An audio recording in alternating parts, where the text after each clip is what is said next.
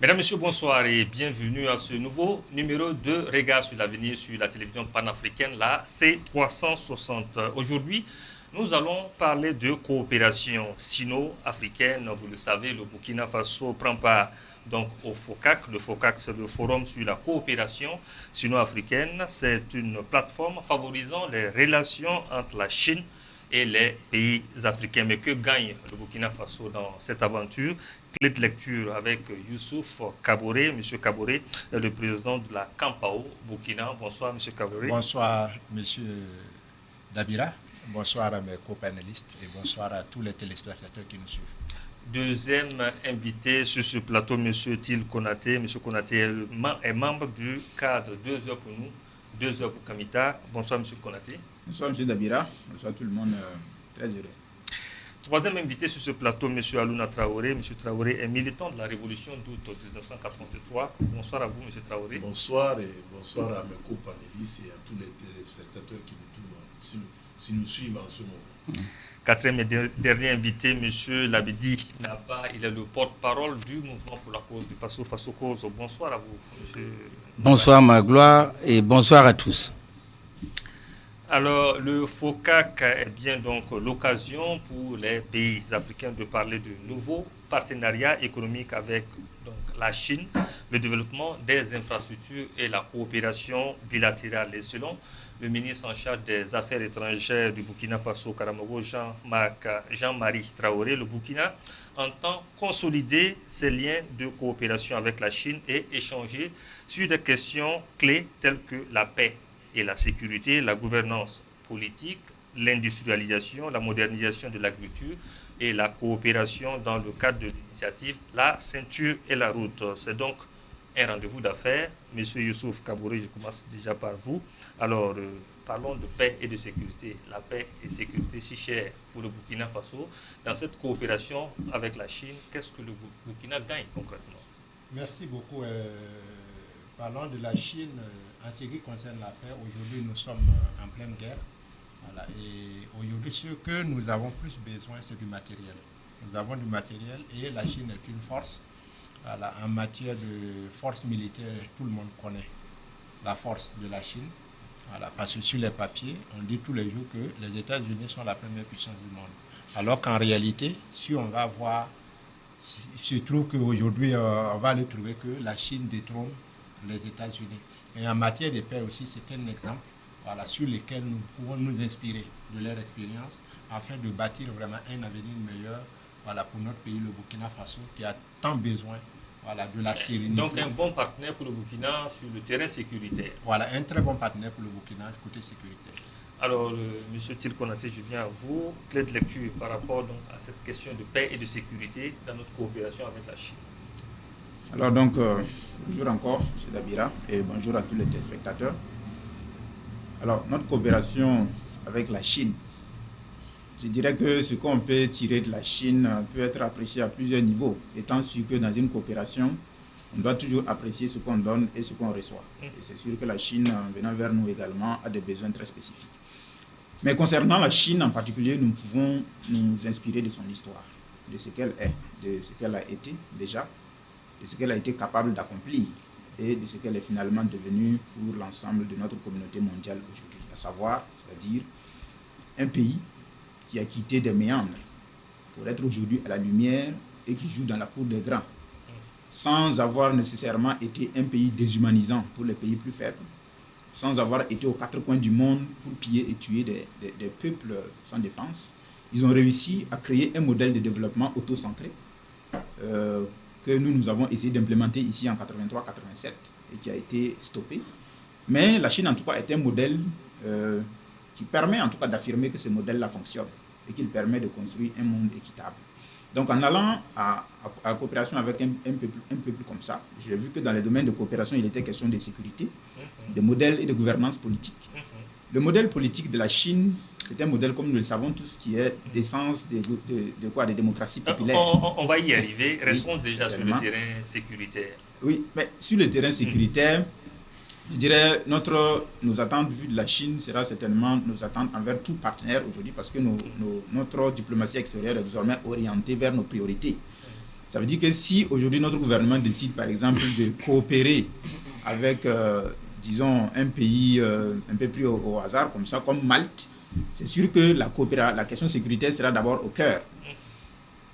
Mais on ne peut nous livrer que ce que nous avons les moyens de payer, ou en tout cas les moyens d'assurer. C'est un échange. C'est un rendez-vous d'en faire, le donner et le recevoir. Voilà. Monsieur Alouna Traoré, les regards critiques donc par rapport justement à cette coopération sino-africaine, Comme mon la coopération avec copanéliste, le Burkina Faso. comme mon copanéliste venait de dire, la Chine, c'est toute une école. Société arriérée, qui a connu pratiquement les mêmes difficultés que nous connaissons. L'Occident collectif, l'impérialisme sous toutes ses factures. Le monde dominant, prévaricateur, a attaqué la Chine à ses débuts. Et le peuple chinois a fait preuve d'une organisation qui défie tout.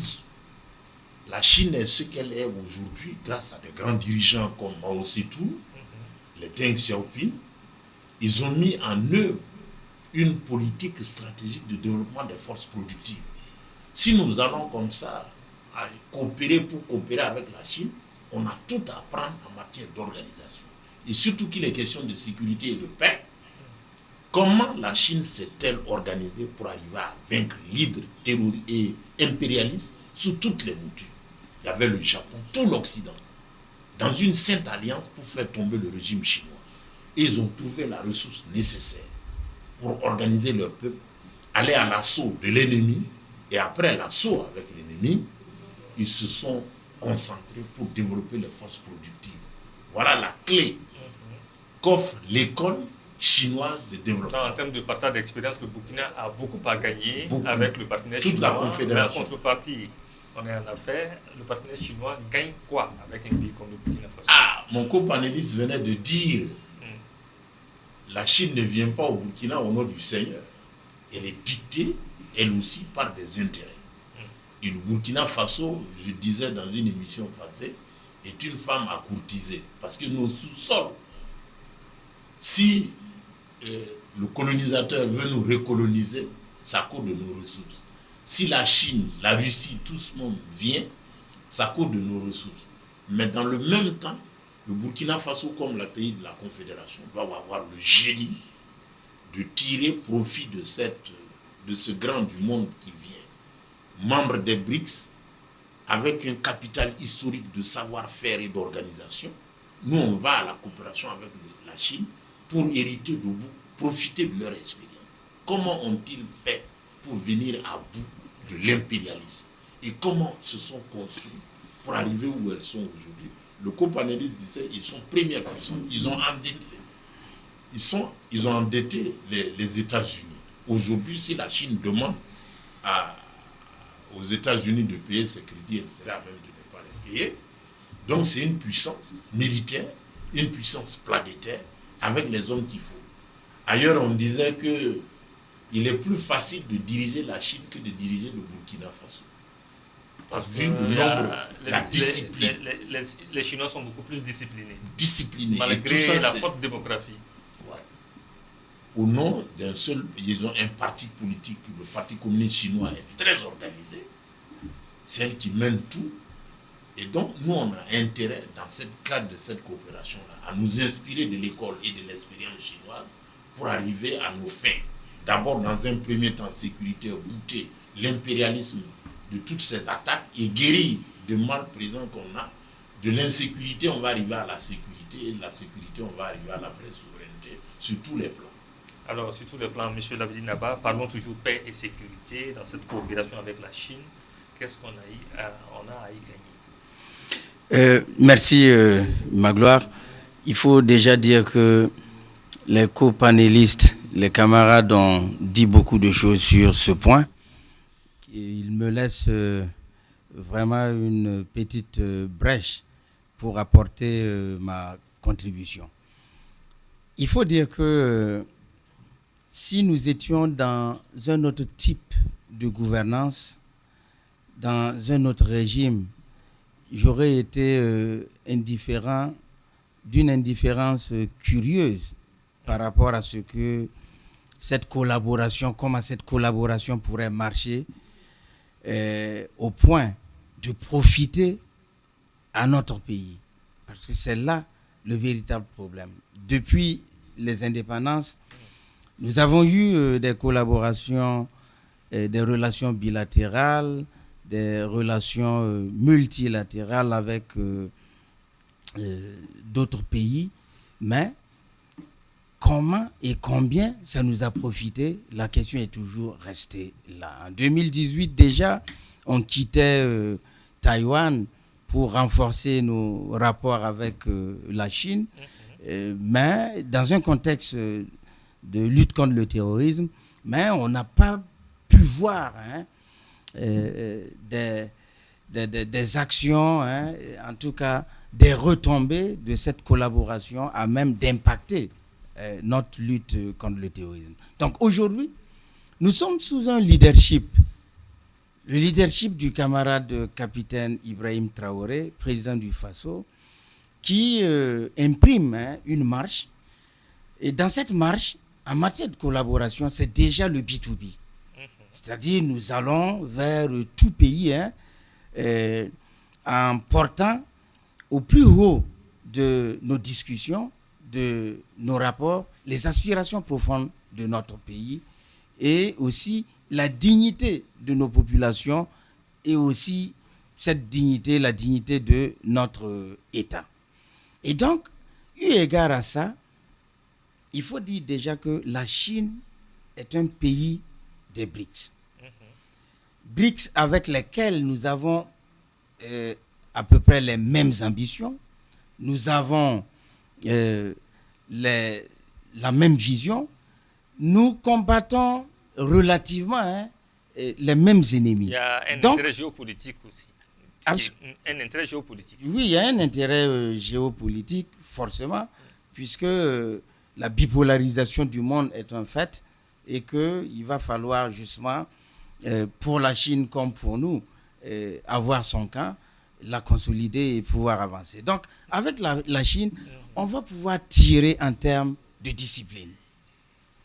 Je ne dis pas que nous ne sommes pas disciplinés, mais en collaborant avec un pays tel que la Chine, l'empire du milieu, ce géant qui, comme les autres l'ont dit, a pu résister à l'impérialisme occidental par la discipline, la détermination, le patriotisme qu'on a tenté d'arracher à nos différents pays sous le giron français, mais qui est revenu avec le régime que nous avons aujourd'hui, sera renforcé. Ensuite, en matière sécuritaire, il faut dire que dans nos rapports, on pourra bien sûr facilement commercer, disons, acheter nos armes. Nous allons aussi, en termes de technologie militaire, pouvoir renforcer ce que nous avons sur place. Je pense d'ailleurs aux satellites et tout.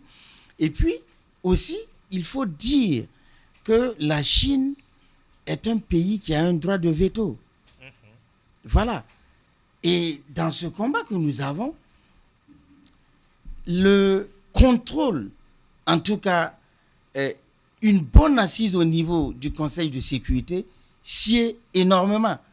Parce que l'ennemi d'en face use de tous les moyens, et surtout des moyens au niveau du Conseil de sécurité pour arrêter notre marche, pour arrêter notre dynamique de restauration de notre territoire. En tout cas, au cours de ce forum, il ne sera pas question de paix et de sécurité. Comme l'a dit notre ministre en charge des Affaires étrangères, il sera également question de gouvernance politique. À ce niveau, qu'est-ce qu'on gagne, qu'est-ce qu'on peut tirer comme bénéfice au niveau donc, du partenaire, avec le partenaire chinois? Oui. Très rapidement, avant que je ne passe la parole à M. Youssef. Non, avec le partenaire chinois, il faut déjà dire que nous marchons sur une dynamique révolutionnaire. La dynamique révolutionnaire, c'est quoi? C'est-à-dire, on a hérité un pays dans lequel il faut faire beaucoup de choses, dans lequel il faut apporter une transformation structurelle profonde à tous les axes de développement, à tous les niveaux de la gouvernance. Et donc, il ne faut pas encore aller vers les pays qui ont été les causes de cela. La Chine est un bel exemple d'un pays, les uns l'ont dit, qui est sorti des méandres, qui est sorti d'une paupérisation structurelle, imposée, et de là a pu construire une certaine force, une hégémonie aujourd'hui mondiale respectée. Et donc, je pense qu'en matière de gouvernance, notre pays pourra avancer avec un partenaire qui est non seulement sincère, mais qui a, en termes d'expérience, beaucoup à partager. Beaucoup à partager, M. Youssouf Kaboré, sur donc, la question de la gouvernance politique. Burkina, Chine, qu'est-ce qu'on a à gagner avec la Chine, ou qu'est-ce qu'on peut tirer justement comme peut-être leçon de gouvernance avec la Chine? Gouvernance politique, nous disons déjà merci à tous ceux qui ont gouverné notre pays jusqu'à aujourd'hui, mais nous disons aussi qu'il y a eu des insuffisances. Voilà. Il y a eu des insuffisances parce que aujourd'hui, là où nous sommes, nous ne devons pas être à ce niveau. Donc aujourd'hui, prendre l'exemple de la Chine est une autre opportunité pour nous. Aujourd'hui, le petit Burkina Faso, on a plus de 200 partis politiques, qui a créé beaucoup de divisions, qui a instauré une cohésion sociale vraiment déplorable. Des partis politiques qui sont allés jusqu'à diviser des familles même entre eux. Jusqu'à des familles même se sont machetées partout au Burkina ici, lors des différentes campagnes. Et cette grande Chine, avec plus d'1 milliard de population, qui a un seul parti politique, qui gouverne un pays, et puis il n'y a pas de problème. Et nous, le Burkina Faso, nous sommes à 20 millions d'habitants. Avec 20 millions d'habitants, on a 200 et quelques partis politiques. C'est quelle éducation on donne à nos populations? Donc aujourd'hui, s'inspirer de l'État de... Vous pensez qu'un parti unique pourra être meilleur pour le Burkina de demain? Personnellement, pour moi, je souhaite qu'un parti politique unique soit instauré au Burkina Faso et que tous les partis qui étaient là soient dissous. Point final, tout le monde se rallie, il n'y a pas d'opposition. Tout le monde apporte sa pierre à la contribution pour qu'on puisse bâtir un Burkina solide. Monsieur Til Konaté, un parti unique, une bonne proposition pour le Burkina de demain? Il faut qu'on soit original. Et cette originalité passerait par quoi? L'originalité, est-ce qu'un parti unique peut être quelque chose de bien pour nous? Vous savez, nous ne sommes pas la Chine, nous n'avons pas l'histoire de la Chine. Ça peut venir d'un parti unique, je n'ai aucun problème avec ça. Ça peut venir d'autres choses aussi. Mais c'est aux gouvernants et à l'ensemble des esprits qui ont encore le courage de réfléchir, d'y penser et de nous proposer quelque chose de solide. Mais je suis personnellement beaucoup plus favorable à une forme de démocratie populaire qu'à la démocratie libérale qui nous a été servie depuis 30 ans. Parce que c'est une démocratie clientéliste, extrêmement bourgeoisée, dans laquelle en réalité le peuple ne s'exprime pas, mais on s'exprime à sa place et la communauté nationale disparaît pour devenir une communauté d'intérêt privé. Ça, je pense qu'au contact du modèle chinois, on peut rapidement le constater. Parce que, assez fréquemment d'ailleurs, les Chinois se plaisent à comparer leur démocratie à celle occidentale. Ils disent que dans leur démocratie, le peuple ne participe pas, enfin je veux dire le peuple en termes de consultation ne participe pas à l'élection du dirigeant. Mais par contre, une fois que le dirigeant a été élu par le collège, qualifié pour le faire, l'ensemble du peuple participe à tout le processus de construction nationale. Mais dans la démocratie libérale, on donne au peuple le choix de décider entre des hommes dont elle ne comprend ni la moralité ni les compétences. Et après cette élection, le peuple est obligé d'aller dormir, d'attendre 5 ans qu'un petit conglomérat de personnes décide de ce qui est bien pour le peuple. Et ce n'est qu'au bout de 5 ans, 10 ans que le peuple peut encore se prononcer. Et s'il n'est pas d'accord entre les 5 ans, il n'a qu'à sortir, on pourra toujours le bastonner, mais il ne pourra rien changer. Vous voyez un peu la différence? Mais c'est ce qui nous conduit en tout cas dans une situation où il y a des crises cycliques, répétitives, et il y a aussi un certain surplace. Le modèle politique chinois est un modèle qui est en fait le résultat d'une résistance face à l'uniformisation voulue par l'hégémonie occidentale. Parce que l'hégémonie occidentale est une hégémonie qui ne va pas jusqu'au bout de sa logique démocratique. Vous voyez, aujourd'hui, les Occidentaux, les Américains, les Européens sont très prolixes dans l'idée de dire qu'il faut un monde de démocratie où tout le monde peut atteindre le juste niveau de son intelligence, de sa créativité, de sa volonté. Mais vous voyez à quel point aussi ils développent des initiatives belliqueuses face à la perspective de voir la Chine devenir l'acteur prééminent de la géopolitique internationale. L'Occident est comme motivé par une idée selon laquelle elle a été choisie de façon divine pour gouverner le monde. Mais elle est devenue gouvernante à cause de sa puissance économique, technologique et militaire. Aujourd'hui, la Chine, de par aussi ses propres moyens, a la possibilité de renverser la table. Mais l'Occident n'y est pas résolu. La démocratie voudrait qu'elle accepte, puisqu'elle n'a pas été votée, elle n'a pas été élue comme directoire. Aujourd'hui, qu'il y a un autre qui a les moyens de diriger aussi, les Américains ne sont pas prêts du tout à laisser la place. La démocratie est un leurre. L'Occident n'est pas démocratique. Elle vend un discours démocratique dont elle n'est même pas en capacité de faire la preuve et elle impose aux sociétés faibles sans caractère qui ne peuvent pas réfléchir elles-mêmes c'est à quoi doit ressembler leur avenir. Nous avons le choix entre plusieurs modèles. Il faut qu'on fasse une synthèse, qu'on trouve ce qui nous est le mieux adapté. Ça peut être très proche du modèle chinois. Ça peut être très proche aussi du modèle occidental libéral, mais nous avons essayé pendant 30 ans ce modèle-là. Ça n'a pas marché. On peut quand même l'évacuer. Autant essayer autre chose. Et aller vers autre chose. Voilà. Monsieur Alouna Traoré, regard critique donc, sur la gouvernance politique chinoise, est-ce qu'on peut s'en inspirer afin donc de trouver un modèle qui convient mieux aux aspirations populaires? Je vous parlais tantôt de la discipline du Parti communiste chinois. Mon copanéliste vient de souligner les travers de la démocratie occidentale en ce qu'elle génère la division. Diviser pour mieux régner.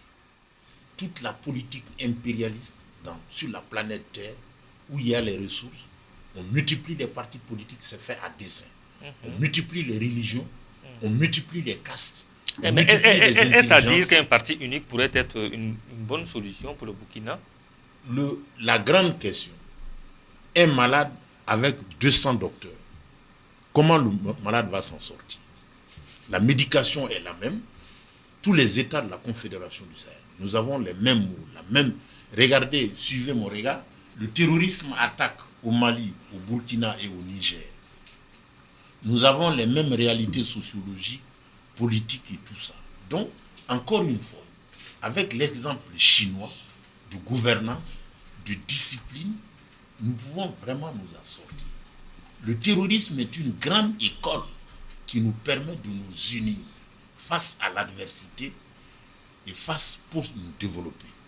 Donc, les vertus de gouvernance chinoise impliquent dans leur âme la discipline, l'éducation politique et idéologique, et face à la guerre. Donc, cette gouvernance-là, puisque la Chine a réussi, où beaucoup ont échoué, aujourd'hui, à la porte de la Chine, tout l'Occident collectif, tous les impérialistes luttent pour être sur le marché chinois. Parce que gagner le marché chinois, vous avez tout. La population. Donc, le modèle chinois de gouvernance est la mieux indiquée pour nous si nous, un temps soit peu, nous étions disciplinés. On finit avec les vecteurs de division. Il faut déjà commencer par la discipline. La discipline. Et on arrête la division entre nous. Nous regardons tous dans la même direction, comme l'enseigne la lutte, la guerre que nous avons. Tous les Burkinabés sont obligés de regarder dans la même direction, avoir le même objectif, bouter hors l'ennemi. Alors, Labidi Naba, quel est votre regard critique par rapport justement à la question du parti unique? Un modèle qui peut bien réussir pour le Burkina qui est en train de vouloir se réinventer? Non, mon regard, il est clair et il est expérimenté parce que, vous savez, le Burkina a expérimenté la révolution d'août. En 4 années, nous avons pu sortir notre pays des abîmes d'une néocolonisation qui avait fini par déstructurer notre société, qui avait fini par décourager les masses fondamentales pendant 23 années. Et en 4 années, on a réhabilité ce peuple. On a réhabilité notre État, on a réhabilité notre société. Pour moi, pour répondre à votre question, sans nul doute que une gouvernance dans le sens, il le disait le camarade Konaté, de la démocratie populaire est l'ornière pour le Burkina Faso, en tout cas, de pouvoir tracer, ou du moins de pouvoir bâtir solidement notre pays, notre société et notre État. Aujourd'hui, nous sommes dans cette dynamique avec le camarade capitaine Ibrahim Traoré et le MPSR 2. Il s'agira donc d'engager tous les patriotes convaincus par cette dynamique pour pouvoir avancer sereinement. On n'a pas besoin de partis politiques, de 1000 partis politiques. Le camarade Traoré l'a dit. Est-ce qu'on a besoin de 200 docteurs, 200 médecins pour soigner un malade? Je dis non. Je dis non. Et donc, eu égard à cela, il faut que nous réalisions aujourd'hui que le Burkina Faso ne doit plus, on ne doit plus le conduire dans les tergiversations de gouvernance, dans les tergiversations de gestion de la cité. Il faut pouvoir tirer les leçons donc du passé. De tout ce qui s'est passé et pouvoir avancer avec fermeté. Alors le sommet donc Russie et de la Chine avec justement les pays africains intervient à une période où il y a une forte concurrence entre donc les États-Unis d'Amérique et la Chine donc sur le terrain africain. Ça peut nous poser des problèmes, ce rapprochement de plus en plus accru avec le partenaire chinois. Nous causer des problèmes pendant que nous sommes déjà dans des problèmes, je ne vois pas. Voilà. Puisque nous sommes déjà en guerre. Et cette guerre, qu'on veuille ou pas, les États-Unis ont une main dedans. Puisque aujourd'hui, la guerre qui se mène entre la Russie et l'Ukraine, les États-Unis sont dedans. Et l'Ukraine est sortie publiquement et apporter son soutien aux terroristes. Donc, ce qui veut dire que des pays qui soutiennent des gens pour nous terroriser, et bien nous voulons toujours être mariés à ces pays-là. Je ne pense pas que ça... On doit perdre du temps avec ces gens-là. Donc, aujourd'hui, le mariage avec la Chine est une aubaine pour nous.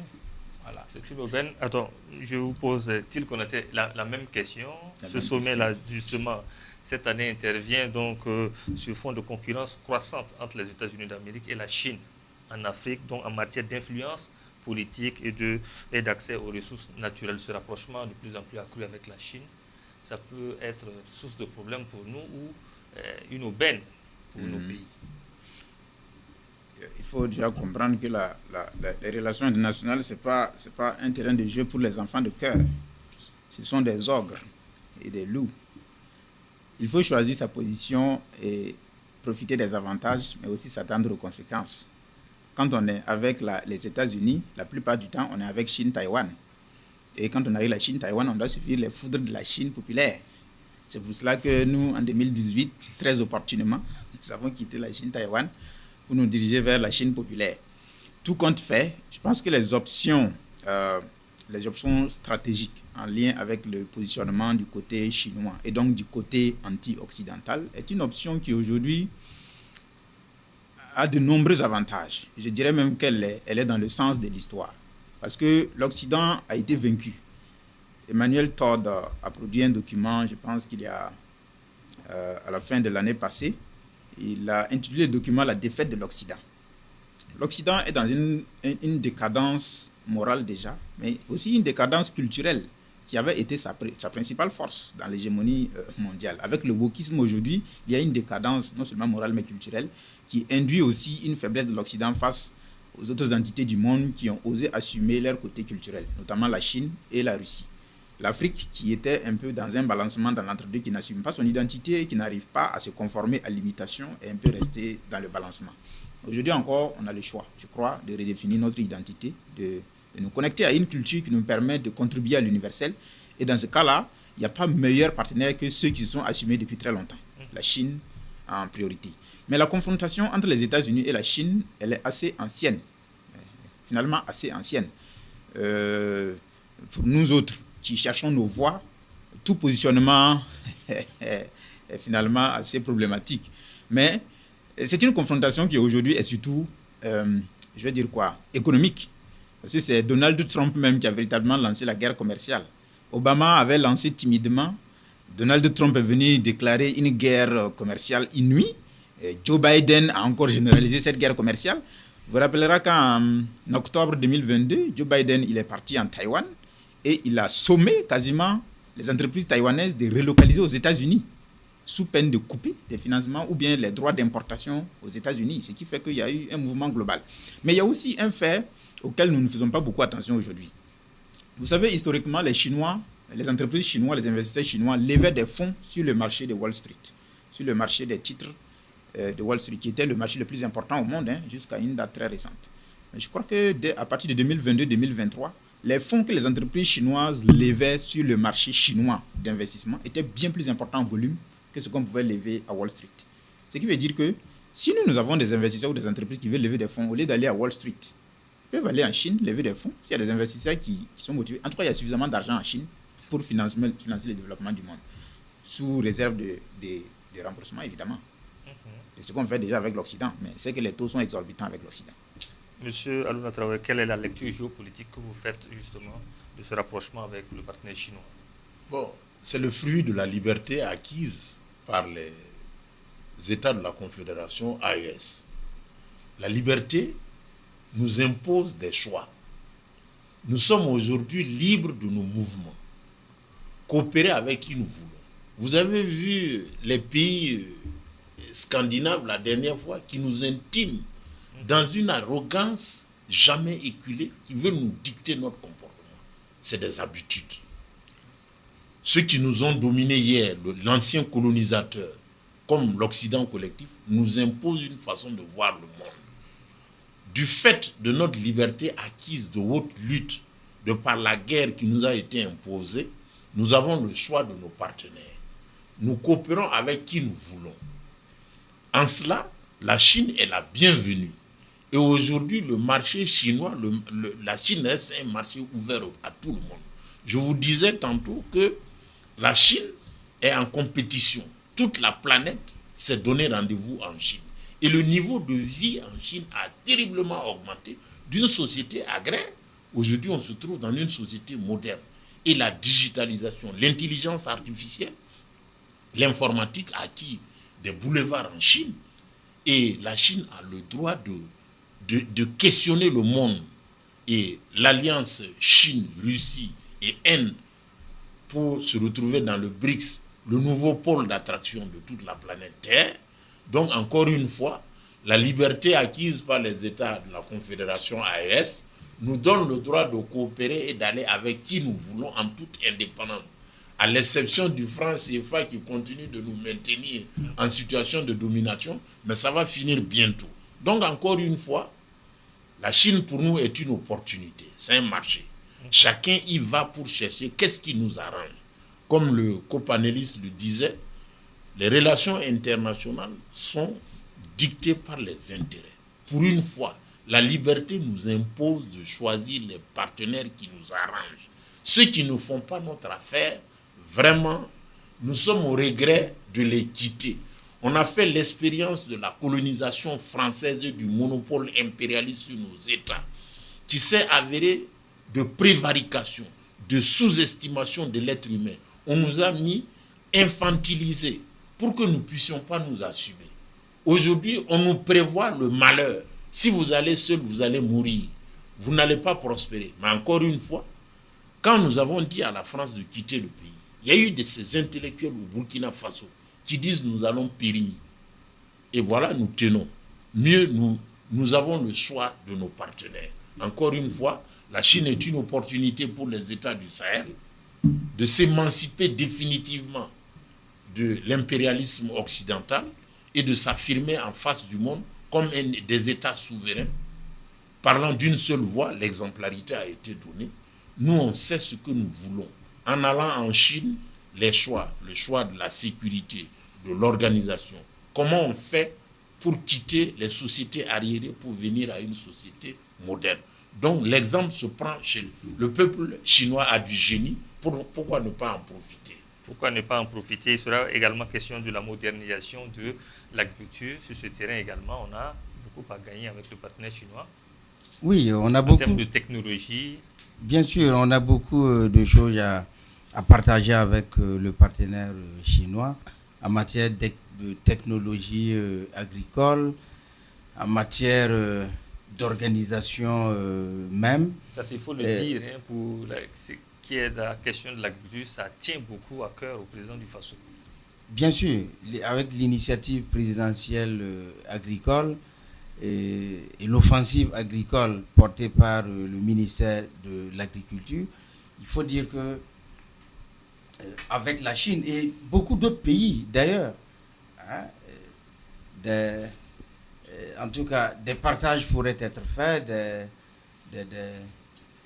des contrats bilatéraux pourront être signés qui vont permettre à nos paysans qui ont de l'expérience, qui ont l'abnégation et qui, face à qui il manque souvent les moyens de production.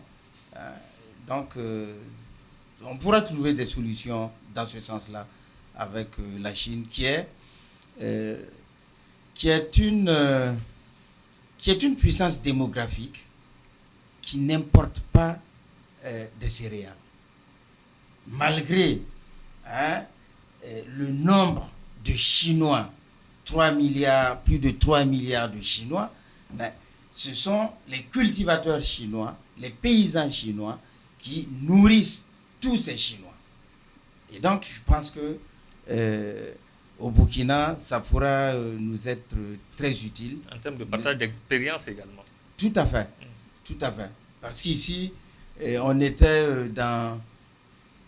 pendant la Révolution, on avait près de 70 à 80% de cultivateurs qui n'arrivaient pas à se nourrir eux-mêmes et qui, avec l'État, devaient courir vers l'extérieur pour prendre quelques céréales par-ci, des céréales par-là. Pendant qu'aux États-Unis, 5% des cultivateurs, des paysans, des agriculteurs nourrissaient la grande Amérique et exportaient d'ailleurs le fruit de leur production. Mais on n'a pas pu avancer. On n'a pas pu avancer après la Révolution, tout simplement parce que les politiques néo-libérales se sont incrustées et tout. Mais aujourd'hui, avec le démantèlement et la rupture que nous opérons, et notre liberté d'aller avec les pays que nous voulons, comme la Chine, je pense qu'à ce niveau, on pourra véritablement opérer de grands changements. De grands changements et moderniser fondamentalement notre agriculture, M. Kaboré. Parce qu'il sera question de ça avec le partenaire chinois, la question de la modernisation de l'agriculture. La question de la modernisation de l'agriculture, je peux dire qu'on a déjà commencé avec le camarade président Ibrahim Traoré, qui a déjà mobilisé plusieurs tracteurs que tout le monde a vu, qu'on allait labourer gratuitement les champs de nos braves populations pour qu'on puisse produire assez, pour que les Burkinabés n'aient plus à exporter de céréales pour leur pitance quotidien.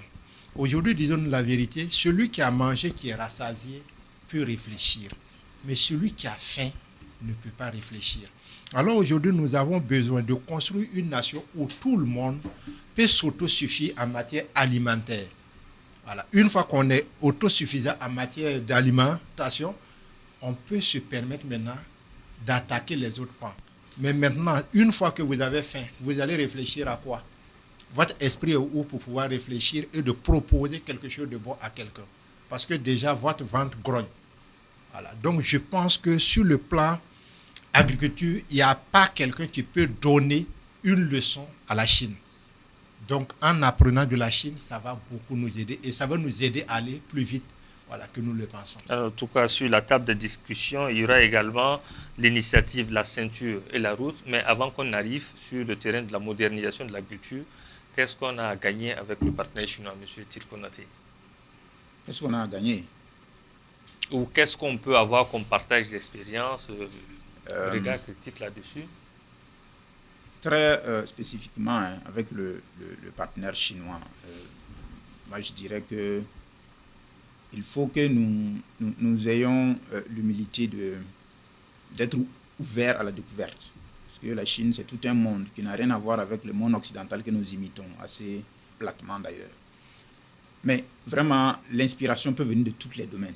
C'est-à-dire tous les domaines. On a parlé tantôt de gouvernance, on a parlé de l'agriculture, on a parlé du modèle social. Le libéralisme a le don de casser la structure familiale. Vous avez vu, depuis un certain temps, on diffuse le chiffre des divorces qui se font au TGI de Ouagadougou. C'est le résultat du système, comment on appelle ça, du système professionnel dans lequel l'homme et la femme sont au service d'un système productif qui voit en eux la productivité uniquement. Il ne met pas l'accent sur le reste. Mais le système chinois, il est quand même meilleur. Je crois qu'un pays productif, c'est d'abord un pays dont les cellules familiales sont stables. Je dirais même qu'un pays stable, sécuritairement sur le long terme, c'est un pays dont la cellule familiale permet de donner à l'enfant une éducation qui lui permet, enfin, qui fasse en sorte qu'il ne se retourne pas contre son propre pays. Parce qu'un terroriste, quel est l'attachement d'un terroriste qui a la carte d'identité burkinabé, mais qui ose prendre son arme pour tuer un autre burkinabé, si tant est qu'ils sont vraiment des burkinabés. Les domaines sont très larges. Mais il s'agit aussi d'un génie. On a parlé tantôt du génie du peuple chinois. Ce génie-là n'est pas tombé du ciel. Il a été cultivé par un leadership politique visionnaire, conscient. Parce que le génie, tous les peuples ont du génie. Mais quel est le leadership qui actionne ce génie et qui le valorise, qui fasse en sorte qu'on crée autour de ce génie un écosystème de créativité qui propulse l'ensemble de la communauté en hauteur et qui fait que ce peuple devient inspirant pour tous les autres peuples du monde. Nous, on n'a pas encore réussi à trouver la recette ici dans nos pays et globalement en Afrique d'ailleurs. Les Chinois ont réussi. Dans les pays occidentaux même, cela a été réussi dans bien des cas. Mais le problème avec les Occidentaux, c'est qu'ils ne veulent pas que d'autres puissent réussir ce génie-là. Ils veulent empêcher d'autres de réussir la transformation de leurs ressources humaines en ressources productives à leur propre avantage. Les Chinois peuvent, comme je le soulignais tantôt, aujourd'hui, avec la coopération avec la Chine, nous donne la possibilité de redéfinir la table de coopération. On n'a jamais eu cette possibilité avec les Occidentaux. Vous savez, tout notre processus avec l'Occident, on est passé du viol. Je pense qu'il y a ce document de Aminata Traoré où elle évoque le viol de l'imaginaire. À partir du moment où votre imaginaire a été violé, les termes même de l'échange sont violés. Vous ne pouvez plus réellement poser quelque chose de concret sur la table. Mais avec le monde chinois et le monde russe globalement, même pour aller un peu plus loin, il est possible de partir sur des fondements autres, des fondements nouveaux, fondés sur notre vision future du monde. Mais cela suppose aussi que nous avons une vision propre, une vision sérieuse du monde nous-mêmes, à partir duquel maintenant nous pouvons définir des bases d'échange sereines. Deuxième économie mondiale, la Chine est le premier partenaire commercial du continent africain avec des échanges bilatéraux à hauteur de 167,8 milliards au premier semestre, dollars au premier semestre de l'année 2024 selon donc les médias officiels en Chine. Monsieur Alouna Traoré, parlons toujours de coopération dans le domaine donc, de la modernisation de l'agriculture. Comment un pays comme le Burkina peut profiter du modèle chinois? Bon, le Burkina n'agit plus seul. Nous agissons en confédération. Donc, c'est les États du Sahel qui parlent d'une seule voix. En cela, la puissance par la démographie. Le monde occidental a fait de nous des pauvres. Or, le lit du pauvre est fertile. Nous avons une population jeune, capable d'en découdre. Et le copanéliste parlait du génie du peuple. Comment organiser le génie pour aller à l'assaut du sous-développement, l'émancipation des masses et le développement des forces productives? La Chine nous offre un boulevard, une école. Comment ont-ils fait de passer d'une société arriérée, agraire, à une société moderne, où le développement de tous les moyens de production sont développés. Et l'homme, l'émancipation de l'homme chinois. Donc, dans la coopération avec la Chine, nous avons la puissance par la démographie. Ce que les Occidentaux nous ont toujours découragés, nous sommes surpeuplés. Alors que eux, un gros mensonge à démystifier, démanteler la division entre nous, aller ensemble vers un objectif de développement. Voilà les atouts qu'offre notre coopération avec la Chine. Je disais que la Chine était un marché. Si nous allons à ce marché-là, il faut que nous allions chercher ce que nous voulons dans ce marché. Nous voulons d'abord nous émanciper. Le développement de l'agriculture avec les moyens modernes, le camarade Naba disait 5% d'agriculteurs pour nourrir tout un peuple. On va aller très rapidement avec les initiatives présidentielles qui ont été prises. Le Burkina, dans les années à venir, pourra au moins se targuer d'arriver à la souveraineté alimentaire. Un peuple qui a faim n'est pas un peuple libre. Donc nous allons arriver à la souveraineté alimentaire par nos propres moyens, notre génie et notre grande capacité d'organisation. Voilà où la guerre nous offre, le terrorisme nous offre un terrain favorable d'union. Par le terrorisme, nous nous unissons pour aller à l'assaut de l'ennemi. Par le terrorisme, nous nous unissons pour aller à l'assaut du sous-développement. Défense commune, guerre du peuple, on va guerre contre le sous-développement sous toutes ses formes. La reconstruction nationale et le temps de rêver. Avec la Chine, le rêve devient possible.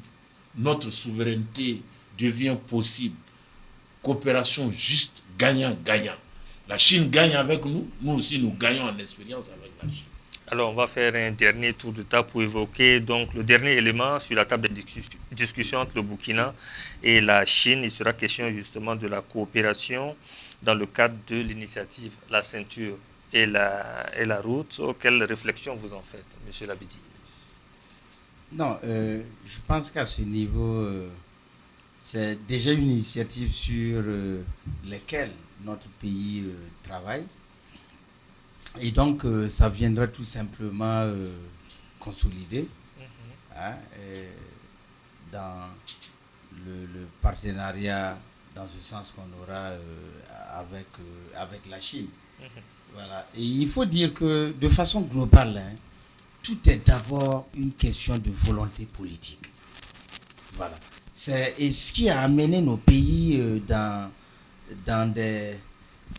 l'abîme, dans la paupérisation de ces masses fondamentales, c'est parce que les dirigeants n'ont pas eu suffisamment cette volonté politique, cette vision de conduire avec courage et détermination les politiques pour sortir l'État d'une situation scabreuse vers une situation évoluée. Donc, par rapport à la ceinture, c'est comme j'ai dit, c'est encore quelque chose qui viendra renforcer nos différentes actions menées aujourd'hui. Alors, M. Youssouf Kaboré, réflexion justement par rapport à l'initiative La Ceinture et la Route. C'est un élément qui sera donc sur la table de discussion entre nos deux pays. Oui, c'est vraiment une opportunité à saisir parce qu'aujourd'hui, déjà, je prends nos grandes villes comme Ouagadougou, Bobo. Si tu as un rendez-vous à 7 heures, à 5 heures, si tu n'es pas déjà en route, tu risques d'être en retard. Tu vas rater ton rendez-vous. Parce que dans le plan qui ont été mis en place par nos parents, on n'a pas tenu compte d'une démographie qui va aller en évoluant. Et aujourd'hui, ça nous rattrape. L'avenue Bassawarga, qui était la principale avenue du Burkina Faso, aujourd'hui, si on te dit de prendre l'avenue Bassawarga à partir de 6h30 même, tu vas réfléchir à 2 fois par où je peux passer pour prendre un raccourci, sinon je risque d'arriver au service en retard. Donc je pense que c'est une opportunité aussi pour nous de nous inspirer du modèle chinois afin de faire des infrastructures de qualité qui vont durer dans le temps, pour ne pas que nos enfants aussi viennent crier que non, nous, à notre temps aussi, on n'a pas assez réfléchi. On a fait des trucs, au moment où ils se lèvent, ils voient que non, ça ne répond plus aux réalités du terrain. Alors, on a moins de 5 minutes pour terminer. Til Konaté. La ceinture de la soie. Mm. C'est ça, c'est la route de la soie, je crois, sur le plan international qu'on le nomme. C'est une des initiatives les plus combattues par le monde occidental. Parce que disons que c'est le plan chinois de contrôle du commerce mondial, la ceinture de la soie. Et avec juste raison, parce que la Chine s'est retrouvée piégée par les anciennes routes qui étaient essentiellement contrôlées par le monde occidental. Vous vous rendez compte que les États-Unis ont 800 bases militaires dans le reste du monde. L'essentiel de ces bases servent à contrôler le commerce mondial. La Chine a décidé avec la ceinture, avec la route de la soie, de définir de nouvelles routes de commerce mondial dans lesquelles elle est maître. Elle se donne les moyens de le faire. Et si on est dedans, tant mieux. Ça nous permet aussi, comme on l'a dit, de profiter du marché chinois. Mais pour profiter du marché chinois, il faut qu'on ait un couvert industriel solide, bien pensé, et les matières premières d'approvisionnement qui vont avec. Parce qu'on ne peut pas aller sur le marché chinois trouver un marché vierge. C'est une opportunité. Une opportunité, M. Traoré. Il faut en profiter. Une opportunité également. Mais oui, parce que la route de la soie, c'est le revers de la médaille. Le monde selon l'Occident et le monde selon la version chinoise, la multi-dimension de la coopération internationale, où tous les États qui n'étaient pas annoncés s'affirment maintenant. Donc, avec les initiatives chinoises et les opportunités qui nous sont offertes par la Chine, je pense qu'on peut faire un grand bond en avance en profitant de l'expérience chinoise pour éviter certains échecs. Je pense que l'initiative chinoise, le fait d'aller avec la Chine nous ouvre les grandes portes du progrès. Il ne faut pas rater le rendez-vous du progrès. Et ça sera donc le dernier mot pour cette émission, M. Aliouna Traoré. Merci d'être passé. Je vous remercie également. Je rappelle que vous êtes militant de la Révolution d'août 1983. Merci à vous, M. Labidi Naba. Merci Magloire, merci à tous. Vous êtes le porte-parole du mouvement pour la cause du Faso. Merci à vous également, M. Youssouf Kaboré, président de la Campao Burkina. Merci à tous mes co-panélistes. Et enfin, merci à vous, M. Til Konaté. Vous êtes membre du cadre 2 heures pour nous, 2 heures pour Kamita. Merci, très heureux. Merci à vous, fidèles téléspectateurs, pour votre constante fidélité à nos émissions et à très vite avec d'autres sujets d'actualité.